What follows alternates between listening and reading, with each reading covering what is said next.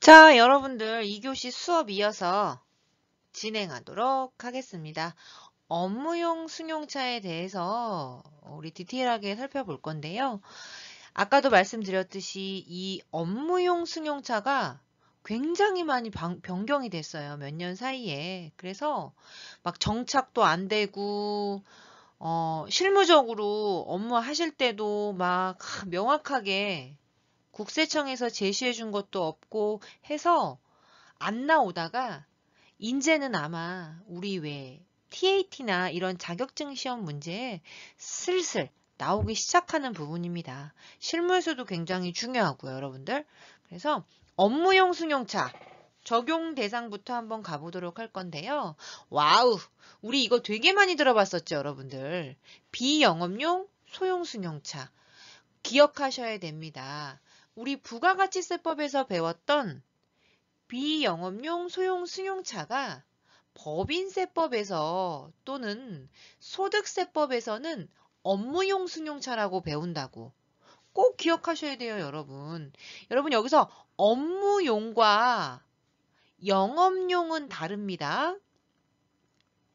영업용이라는 단어는 달라요. 영업용은 자동차를 가지고 매출이 발생하는 업종. 승용차가 재고자산인 업종에서만 영업용을 붙일 수 있어요.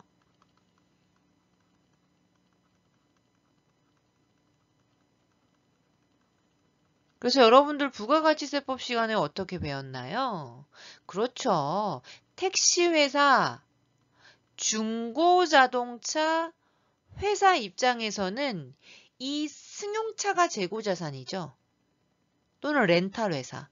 그럴 경우에는 이 승용차를 사와야지 우리가 뭔가를 팔 수 있잖아요. 요때는 매입세 공제가 돼요.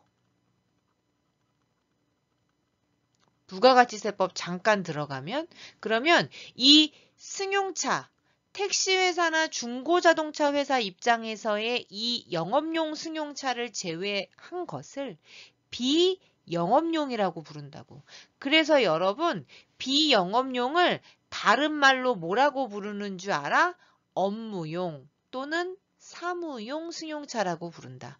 꼭 기억하셔야 돼요. 여러분들은 막 낚이지. 업무용으로 승용차를 샀대. 아니 거래처 돌아다니려고. 안 된다고. 비영업용으로 간주해요. 그런 것들은. 그러니까 영업용과 업무용 저는 분명히 말씀드렸고 구분하셔야 되고 같은 말로 뭐라고? 우리 부가가치세법에서 개별 소비세 대상 승용자동차 원래는 이게 정식 명칭이에요. 개소세를 낸다는 얘기는 뭐야? 개별 소비세. 예. 부가가치세 말고 너 좀 고가에 빠방을 굴리는구나. 그럼 세금 내. 그러면 개별 소비세 대상이 아닌 자동차들 있죠. 이게 1000cc 이하 차량입니다. 1000cc 이하는 개소세를 안 내요. 뭐 티코, 마티즈, 모닝, 굿모닝 이런 것들은 안 냅니다, 여러분들.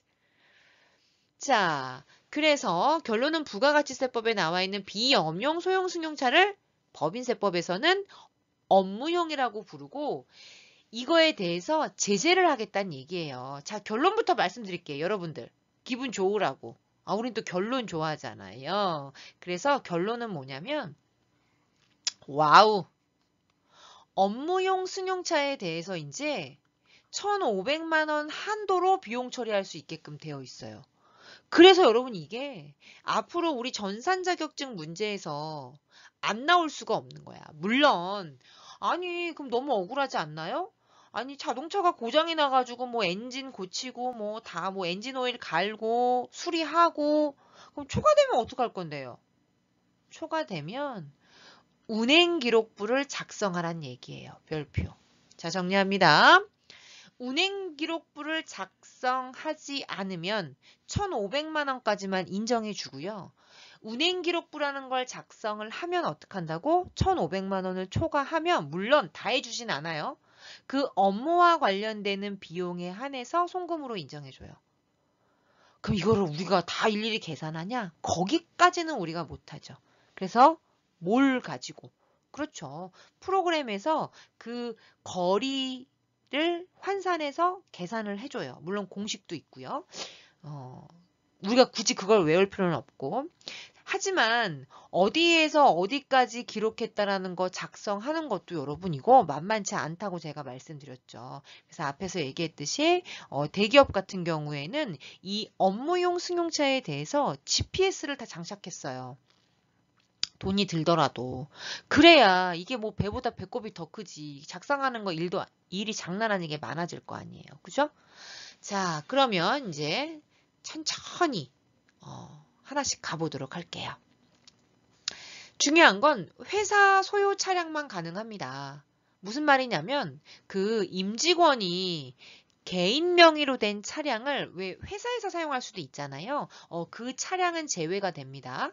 그러니까 회사 법인 차량으로 등록된 차량에 한해서만 업무용 승용차에 대해서 제재를 하겠다는 얘기고 적용 제외 대상이 아까 제가 말했던 요겁니다. 제가 여기 A라고 쓸게요. 업무용 승용차. 업무용. 그러니까 승용차가 재고자산인 기업들 있잖아요. 한번 읽어볼까요? 운수업, 자동차 판매업, 제가 아까 무슨 중고자동차 등에서 직접 사용하는 승용차로서 대통령령이 정하는 것입니다. 여기까지였다가 또 이제 세법이 개정되고 올해 추가된 게 이거예요, 여러분들. 요거 별표. 연구 개발을 목적으로 사용하는 승용 자동차로서 또 대통령령이 정하는 것이에요. 그래서 요즘 그거 기억나시죠, 여러분들? 자율주행 자동차. 요런 것들도 적용 대상에서는 제외됐습니다. 이건 연구개발 목적으로 하는 거기 때문에 당연히 빼줘야지. 그리고 아까 제가 얘기했듯이 여기 B, 1000cc 이하 차량이 개소세를 안 내는 차량으로서 우리가 알고 있는 경차, 국민차라고 부르는 것들, 이런 것들은 업무용 승용차에서 제외된다라는 거. 되셨습니다. 그러니까 결론은 뭐다? 차량 유지비에 대해서 결론은 이거예요. 차량 유지비. 차량 유지비에 대해서 우리는 제재를 하겠다는 얘기고 빠방에 대한 감가상각비 있죠? 차에 대한 감가상각비 또한 제재하겠다는 얘기예요. 왜냐면 네가 물론 업무와 관련해서 쓰겠지. 그래, 난 널 믿어. 하지만 이게 공과 사를 구분하는 게 쉽지 않잖아요. 아니, 거래처 가는 길에 아이 학원이 있어. 그럼 잠깐 픽업 좀 해주고 갈 수도 있잖아. 그죠? 그래서 접대비만 우리가 거의 접대비가 되게 중요한 한도가 있었잖아요. 이 업무 승용차에 대한 차량 유지비 플러스 감가상각비도 제한하겠다. 그 뜻입니다. 업무용 승용차 운행기록부 작성 의무 완화 이렇게 하면서 일단 송금 처리 아까 제가 말씀드렸던 게 이거야. 네가 1,500만 원까지만 인정받을 거면 운행기록부 작성하지 않아도 돼. 기록부. 근데 네가 그 이상을 받고 싶어. 비용으로. 그럼 운행기록부 작성해. 이 뜻입니다.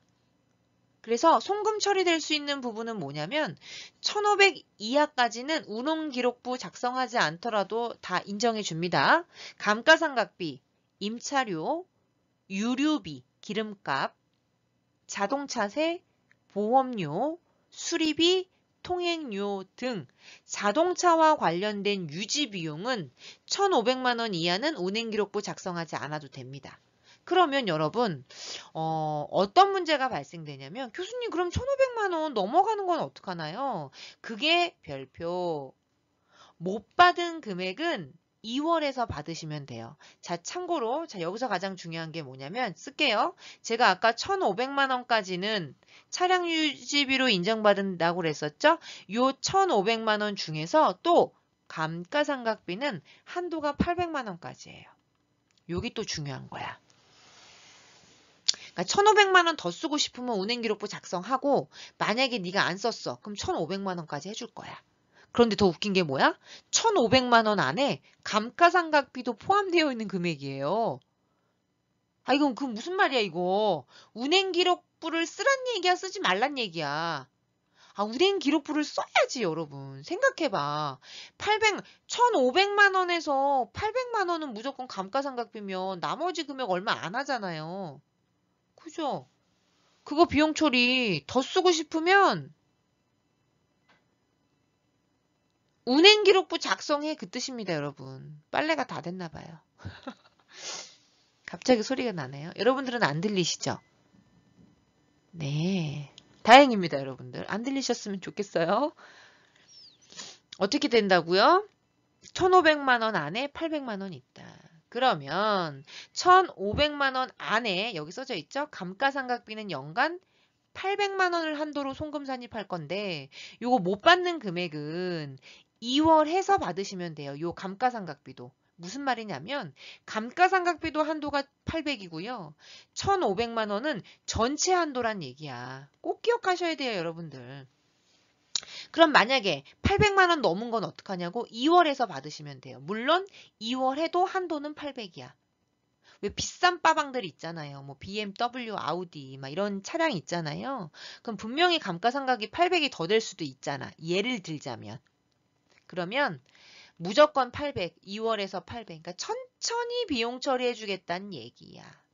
예전에는 여러분 차량 유지비 비용 털면 그냥 전액 단기에 비용을 다 해줬단 말이야. 전액. 광고선전비 수십억을 썼어. 이번에 10억 썼어. 다 인정해줘요. 물론 적격증빙이라는 걸 수치하셔야지만 인정해주죠. 차량 유지비 예전에도 다 인정해줬었단 말이야. 한도가 없었다고요. 근데 이제 뭐가 생겼다고? 한도가 생겼다. 왜 생겼다? 그렇죠. 너무 업무용으로 쓰는 걸 알지만 거기에 사적인 개인적인 걸 쓸 수 있기 때문에 비용의 한도를 주었다. 감가상각비 2월 할 거란 얘기예요. 그럼 계속 2월 되겠죠, 여러분들? 천천히 비용 처리해 줄게. 이 뜻이고요. 무조건 또 얘는 별표입니다. 정액법으로 5년 동안 감가상각 하셔야 돼요. 여러분 5년 동안 감가상각이란 얘기는 5년만 쓰고 못 쓴다는 뜻이 아니라 내가 산 차량 운반구에 대해서 5년 동안 비용화시켜란 뜻이고 사용은 더 많이 할 수 있습니다. 그리고 더 중요한 건 강제상각이야. 여러분 이거 기억나세요? 완전 얘는 별표 100개 할 거예요. 100개. 100개 곱하기. 원래 여러분 감비는요. 감가상각비는 무슨 조정사항이라 그랬어? 결산조정사항 기억나요? 결산조정이라는 말이 나오면 임의야, 임의. 임의삼각제도라고. 내가 결산서에 조금 올렸어. 그럼 네가 감가상각을 천천히 하려고 작정을 했구나. 이게 결산조정이라고 그랬었잖아요. 결산조정, 임의삼각제도라고. 그런데 얘만 예외야. 업무용 승용차에 대해서는 무조건 그 해에 떠셔야 돼요. 5년 동안. 강제상각이라고. 그래서 제가 결산조정 앤드 신고조정 문제 풀면서 이 문제가 하나 나왔어. 잠깐 멈춤. 여러분들은 잠깐 멈춤해 놓으시고요. 여러분들 필기한 거 중에 결산조정 앤드 신고조정 사항을 한번 찾아보세요. 멈춤.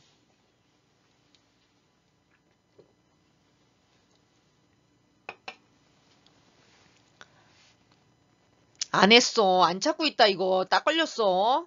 여러분들 멈춤하시고 찾아보세요. 감가상각비는 결산조정 사항이므로 임의삼각제도다. 네가 적게 떨거나 안 떨어도 세법에서는 제재하지 않아요. 그러나 업무용 빠방에 대해서는 강제상각한다. 별표 100개. 끝. 되셨습니다. 꼭 정리해 놓으시고요.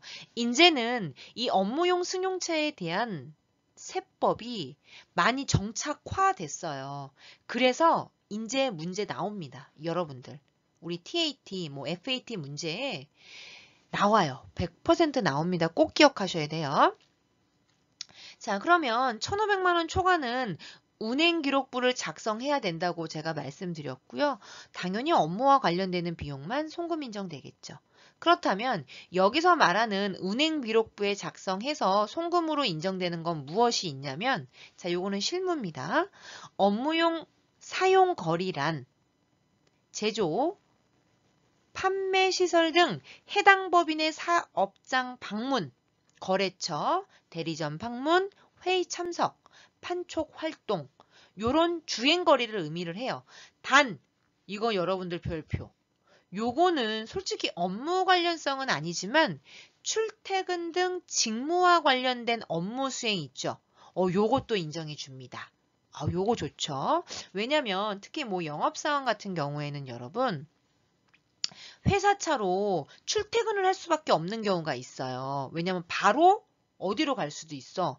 그렇죠. 회사 안 들렸다가 거래처로 바로 갈 수가 있는 경우가 있기 때문에 요것도 포함된다라는 거 꼭 체크해 놓으시고요.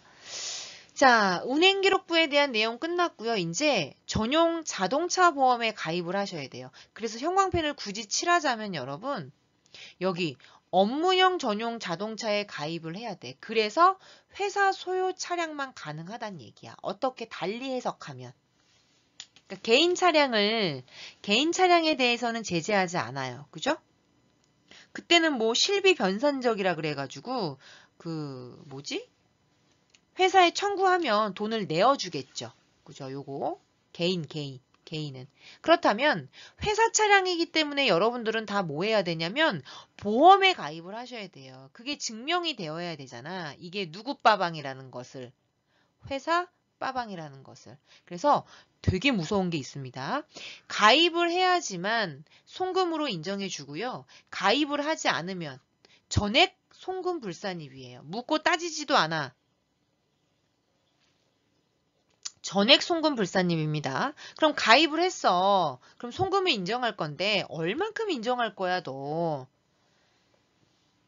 관련 비용에서 업무 사용 비율 곱하기 가입 기간 비율이래요. 물론 안 중요합니다. 우리 보고 이걸 보고 계산하시오. 절대 안 나와요. 다 스마트 A가 얼마나 똑똑해. 얼마나 똑똑하면 그 아이 이름이 스마트 A야. 그죠? 그럼 나는 스마트 B인가? 죄송합니다, 여러분. 자, 스마트 A 알아서 계산해 줄 거예요. 중요한 건 내가 원하는 건 뭐야? 아하, 보험에 가입하지 않으면 전액 송금 불산입되는 거구나. 그걸 알라고.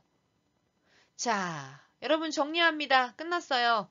차량 유지비 안에 감가상각비 포함해서 차량 유지비와 플러스 감가상각비 1,500만 원까지. 비용 인정할 거고요. 추가로 인정받고 싶으면 야, 운행기록부 작성해.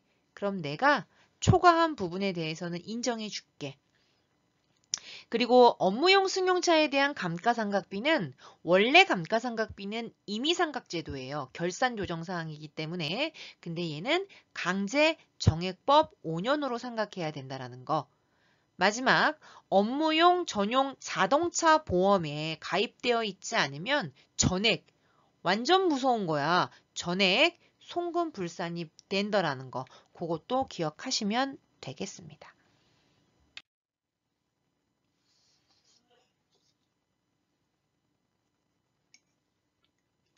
자, 시간이 조금 어정쩡하게 남아서 제가 여러분들 뭘 준비했냐면요.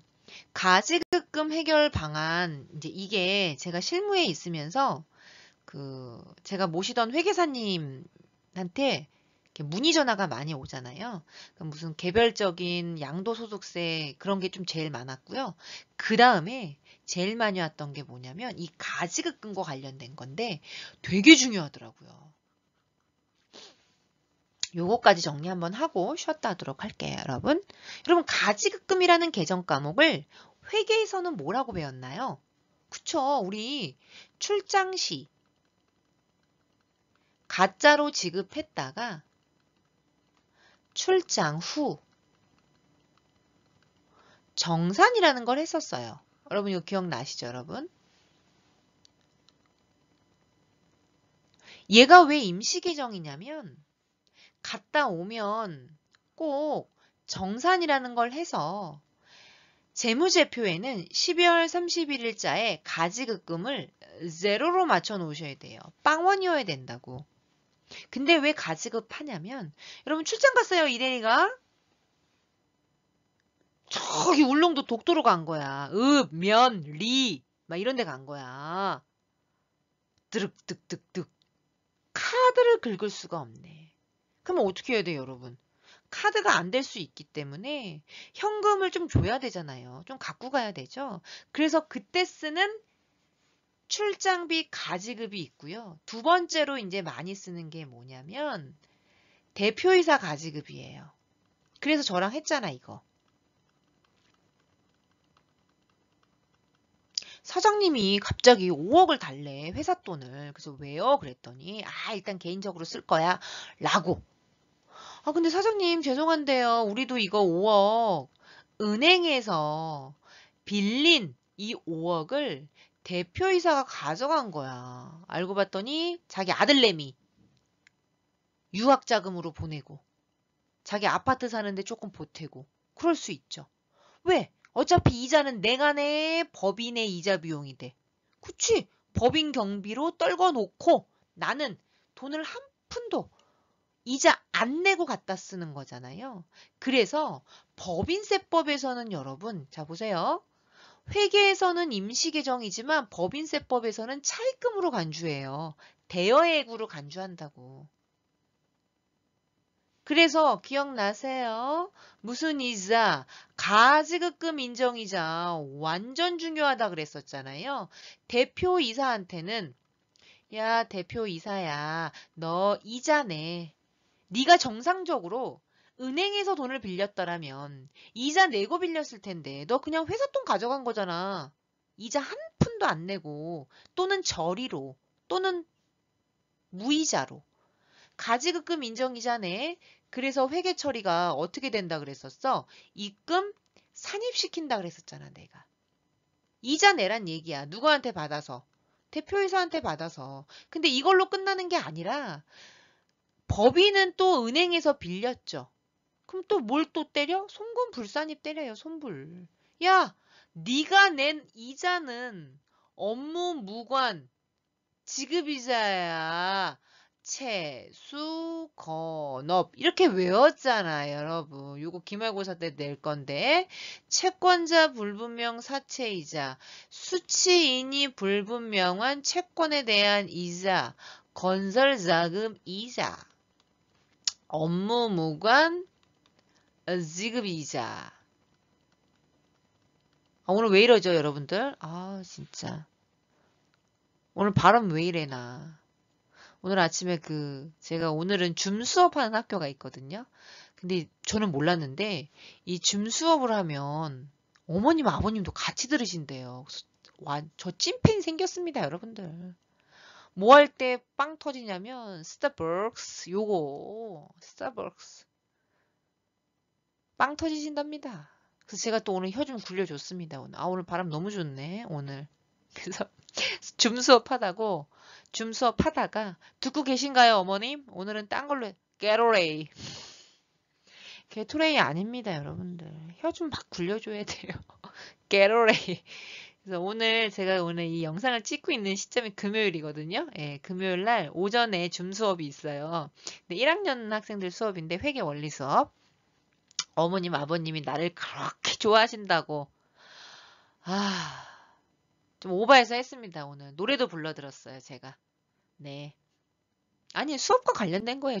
여러분, 아무리 제 수업이 그렇다고 해도 저렇게 막 하는 수업 아닙니다. 재밌으라고, 여러분들. 기억에 남으라고. 자, 암튼 그래서 여러분, 이 가지급금은 법인세법에서는 대여금으로 부르고 이렇게 두 번 두들겨 맞습니다. 두 번 과세되는 아주 무서운 아이죠. 대표이사한테 뜯어다가 입금 산입시킬 거고요. 그 5억 은행에서 빌린 부분에 대해선 또 반환해서 업무 무관 지급이자라고 해서 송금 불산입 또 두들겨 맞을 거예요. 그래서 이렇게 웬만해서 두 번 과세되는 경우는 거의 없지만 그만큼 중요하다는 얘기예요. 뭐가? 가지급금이. 그래서 요거는 실제 제가 실무 일 할 때 저희 회계사님한테 물어봤던 가지급금 해결 방안에 대해서도 잠깐 끊었다가 이어서 하도록 하겠습니다, 여러분.